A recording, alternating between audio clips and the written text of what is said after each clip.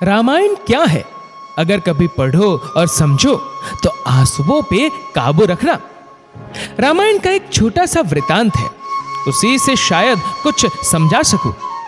एक रात की बात है, माता कौशल्या जी के सोते समय ही अपने महल की छत पर किसी के चलने की आहट सुनाई दी। नींद खुल गई। पूछा, कौन है? मालूम पड़ा श्रुतकीर्ति जी, सबसे छोटी बहू शत्रुघ्न जी की पत्नी है। माता कौशल्या जी ने उन्हें नीचे बुलाया। श्रुतकीर्ति जी आई, चरणों में प्रणाम कर खड़ी रह गई। माता कौशल्या जी ने पूछा, श्रुति, इतनी रात को अकेली छत पर क्या कर रही है बेटी? क्या नींद नहीं आ रही? शत्रुघ्न कहाँ है?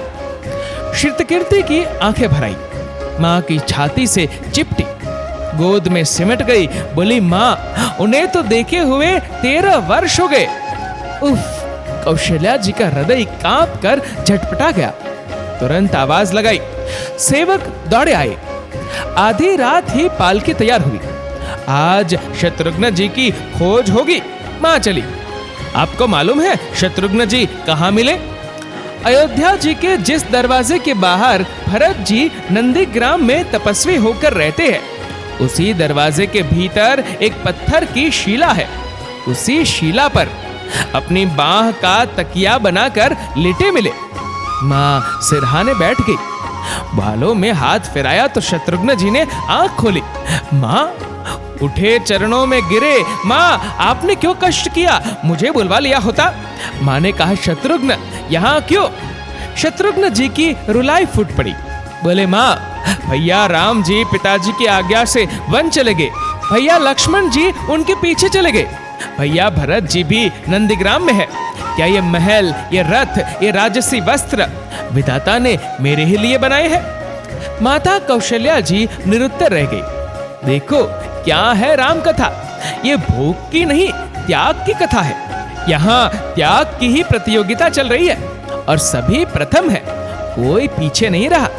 चारों भाइयों का प्रेम और त्याग एक दूसरे के प्रति अद्भुत, अभिनव और अलौकिक है।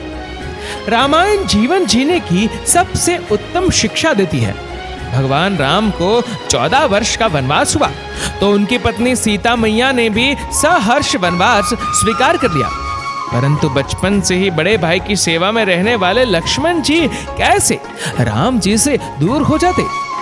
माता सुमित्रा से तो उन्होंने आज्ञा ले ली थी वन जाने की, परंतु जब पत्नी उर्मिला के कक्ष की ओर बढ़ रहे थे तो सोच रहे थे कि मां ने तो आज्ञा दे दी, परंतु उर्मिला को कैसे समझाऊंगा, क्या बोलूंगा उनसे?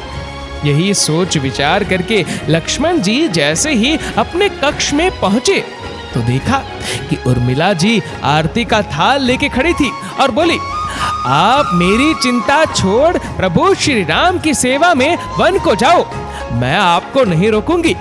मेरे कारण आपकी सेवा में कोई बाधा ना आए, इसलिए साथ जाने की जिद भी नहीं करूंगी।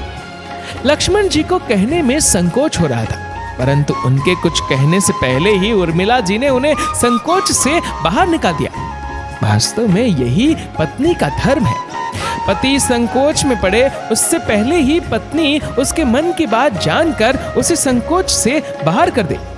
लक्ष्मण जी चले गए, परंतु 14 वर्ष तक उर्मिला ने एक तपस्विनी की भांति कठोर तप किया। वन में प्रभु श्री राम माता सीता की सेवा में लक्ष्मण जी कभी सोए नहीं, परंतु उर्मिला ने भी अपने महलों के द्वार कभी बंद नहीं किए और सारी रात जाग जाग कर उस दीपक की लौ को बुझने नहीं दिया।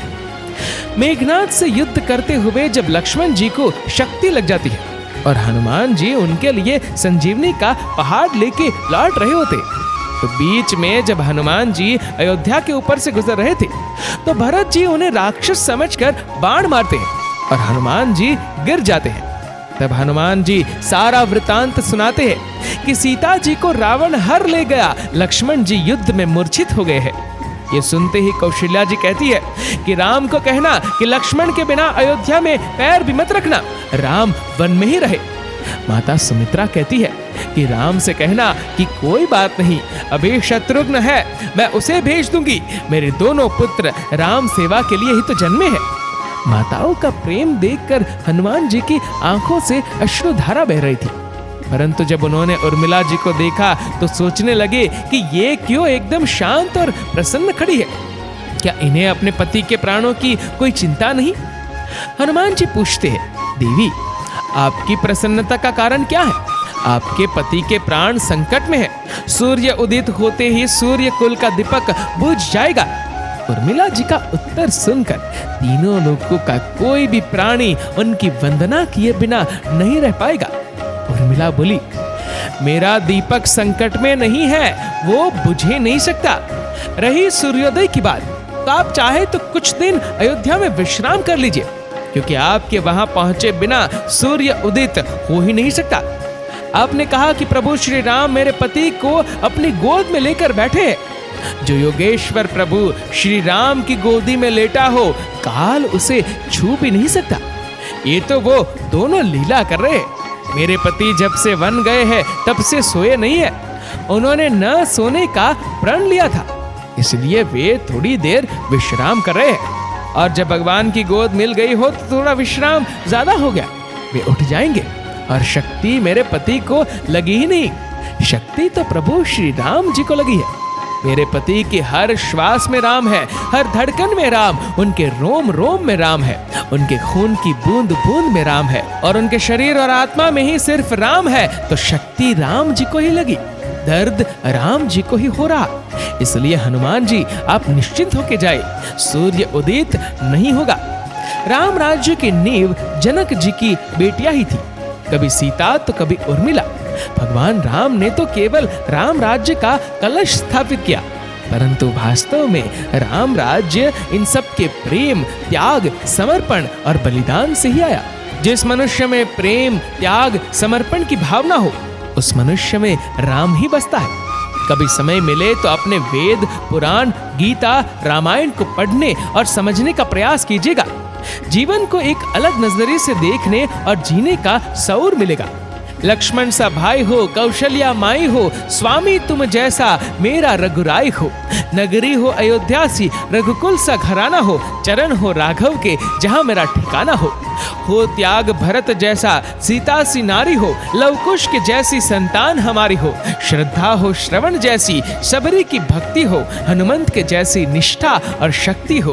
वाह क्या खूब गाया है। दोस्तों इस वीडियो को लेकर आपकी क्या राय है, नीचे कमेंट करके जरूर बताएगा। और अगर आपको वीडियो अच्छा लगा हो तो इस वीडियो को लाइक करेगा, शेयर करेगा ज्यादा से ज्यादा लोगों तक। और ऐसे ही और भी स्पिरिचुअल वीडियोस के लिए सब्सक्राइब करें हमारे यूट्यूब चैनल को और फेसबुक पर फॉलो करें हमारे पेज को।